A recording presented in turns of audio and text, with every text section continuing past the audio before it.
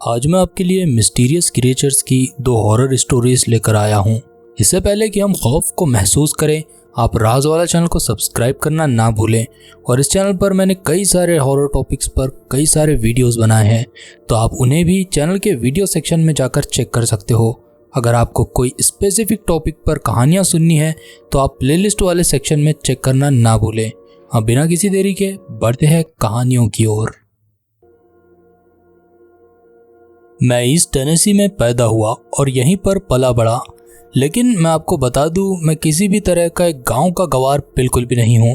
मैं इसे बुरा नहीं मानता, लेकिन मछलियां पकड़ने, शिकार करने या फिर बड़े बड़े ट्रक चलाने में मुझे कोई दिलचस्पी नहीं है।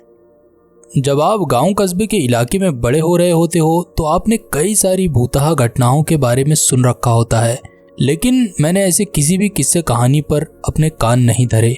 मुझे ये सारी कहानियां महज दिल बहलाने और समय बिताने वाली नकली कहानियां लगती थी। मेरे पिताजी ईस्ट टेनेसी से थे, लेकिन मेरी माँ ओहायो से थी। बहुत कम उम्र से ही मेरे पिताजी मुझे पहाड़ों पर साइकिलिंग करने ले जाया करते थे, और सच कहो तो धीरे धीरे ये मेरी आदत ही बन गई थी। आपको बता दूं कि ईस्ट टेनेसी में सर्दियों में भी मौसम ज़्यादा सख्त नहीं होता, जिसका मतलब है कि आप सर्दियों में भी यहाँ साइकिल चला सकते हो। वो दिसंबर का दूसरा हफ्ता था। मैं सैटरडे को सुबह में साइकिल चलाने के लिए तैयार था, लेकिन मेरे डैड को काम था, वो मेरे साथ नहीं आ सकते थे। और मेरी बहन भी उस दिन साइकिल नहीं चलाना चाहती थी, जिसका मतलब था कि उस दिन मुझे अकेले ही साइकिलिंग पर जाना था। मेरे लिए ये दिक्कत की बात नहीं थी। वैसे भी ये पहला मौका नहीं था जब मैं अकेले साइकिलिंग पर जा रहा था। मैं आखिरकार अपने फेवरेट जंगल में पहुंच गया। यहाँ से मैंने एक पगडंडी ली, जिसे घोड़ों की पगडंडी कहा करते थे।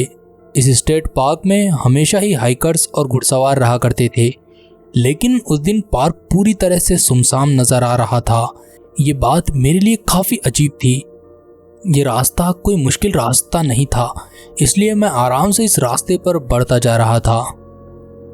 इस पगडंडी पर कुछ दूर जाने के बाद मुझे अपनी बाईं तरफ से सरसराहट की आवाज़ सुनाई दे रही थी, लेकिन मैंने इस पे ज़्यादा ध्यान नहीं दिया। जब आप जंगलों में होते हो तो ऑब्वियसली आपको जानवरों की आवाज़ें ही सुनाई देती है, लेकिन ये आवाज़ उन आवाज़ों से थोड़ी ज़्यादा ही ऊंची थी। मैं जानता था कि इन पहाड़ों में भालू भी होते हैं, तो हो सकता है कि ये उनकी आवाज़ रही हो। ये सोचकर मैं थोड़ा और सचेत हो गया। जैसे जैसे मैं आगे बढ़ता गया, वो आवाज़ लगातार मुझे सुनाई देती गई। कुछ दूरी पर जाकर मैंने साइकिल को पगडंडी से हटाकर खड़ा कर दिया और वहां खड़ा होकर लंबी सांसें भरने लगा और पानी पीने लगा। यही वो समय था जब मैंने उसे देखा। वो मुझसे कई ज़्यादा ऊंचा था, मतलब वो कम से कम 6 फीट से ज़्यादा ऊंचा था।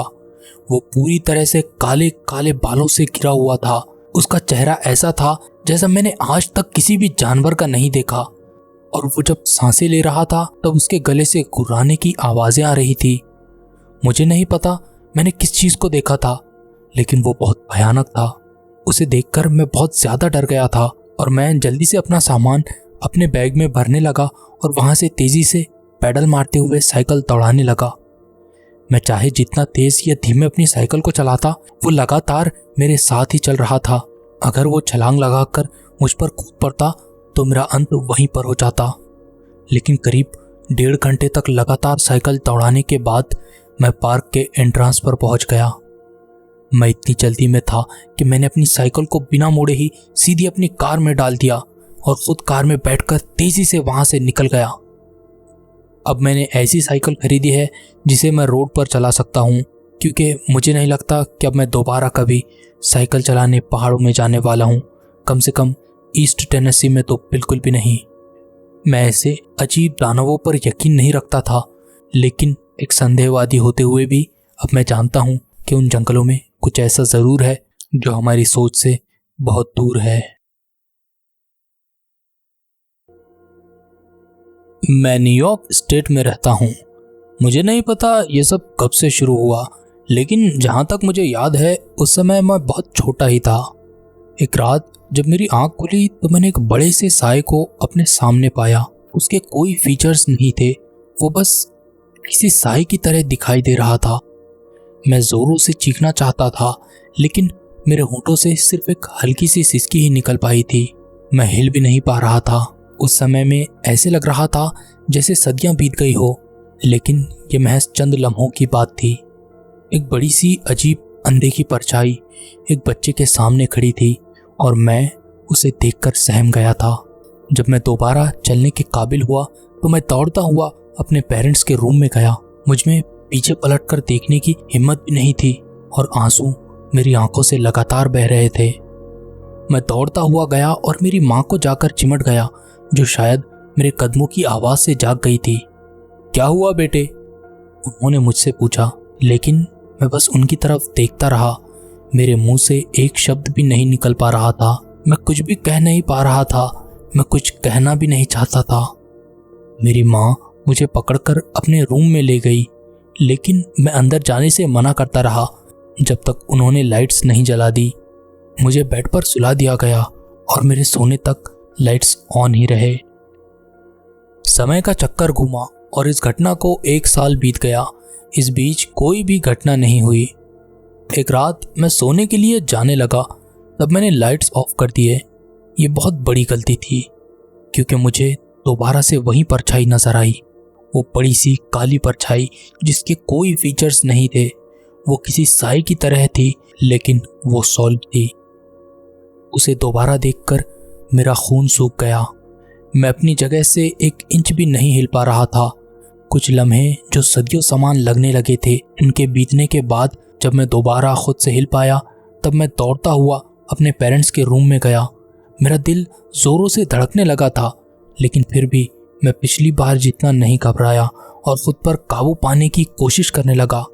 इस बार मेरी माँ थोड़ी देर से उठी और उन्होंने पिछली बार की ही तरह मुझे अपने कमरे में भेज दिया।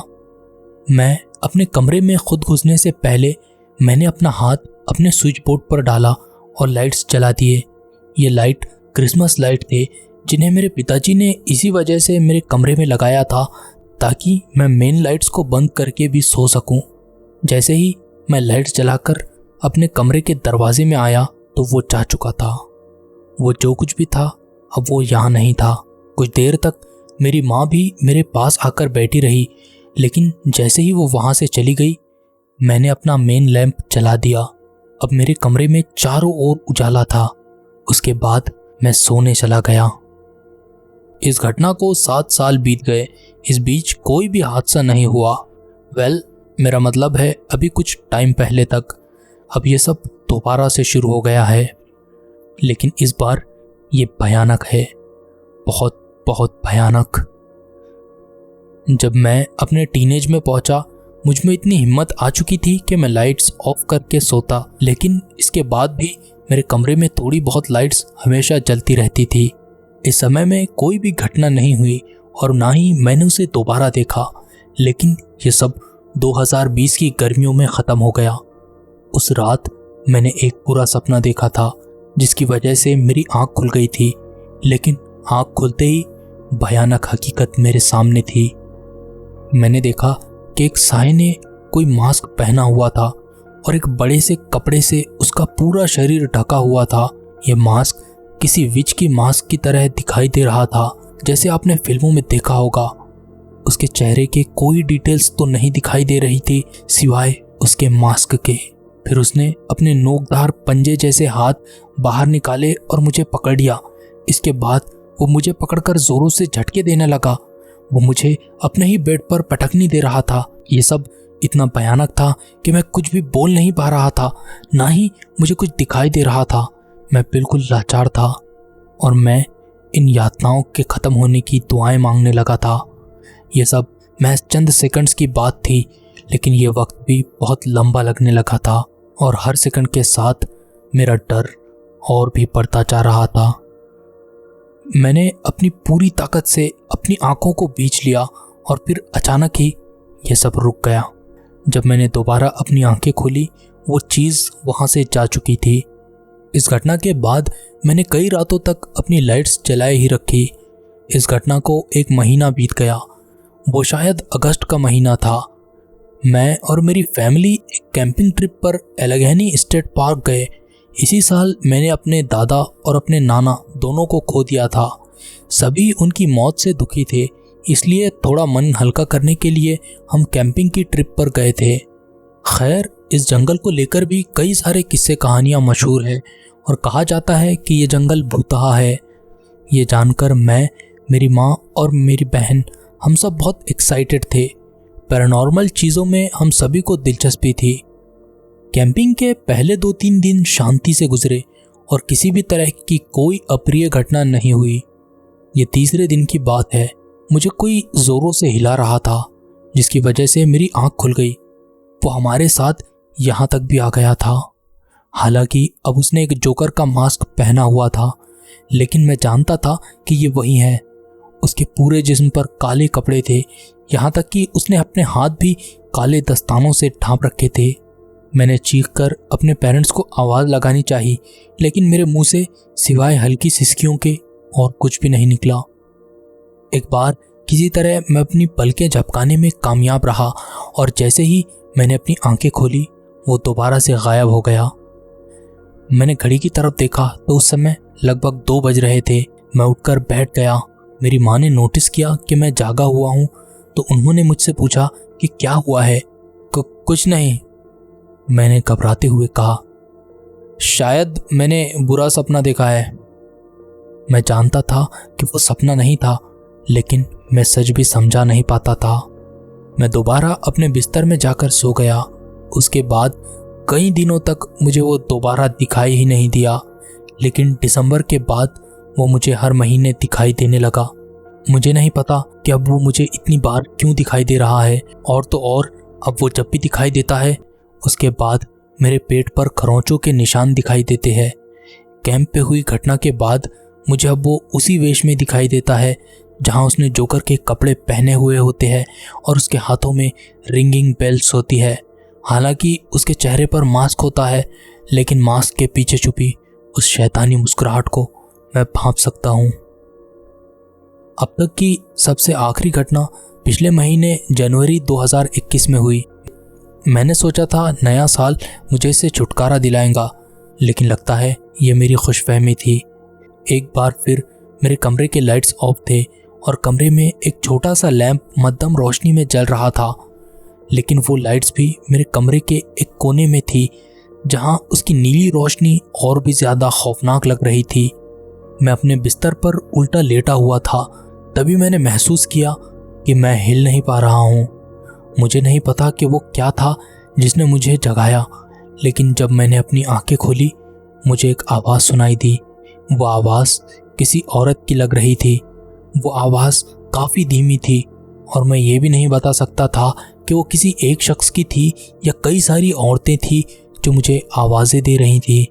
मैं कसम खाता हूँ कि मैंने उन्हें ये कहते हुए सुना कि मैं पलटकर उसे देखूं, उनका सामना करूं, उनकी मदद करूं।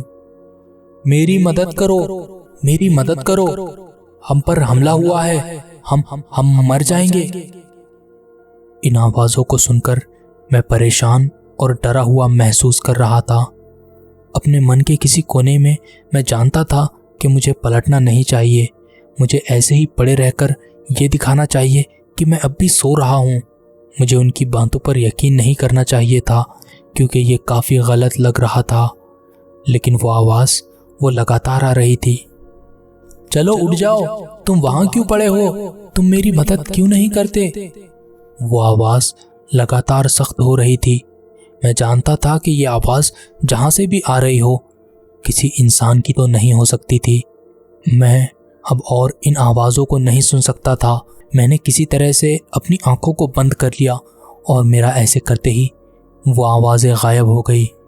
जब मैंने दोबारा अपनी आंखें खोली, मैंने चारों तरफ देखा, लेकिन वहाँ कोई नहीं था। इसके बाद मैं दोबारा सो गया। सुबह उठकर जब मैंने देखा तो मेरे पेट पर खरोंचों के निशान मौजूद थे।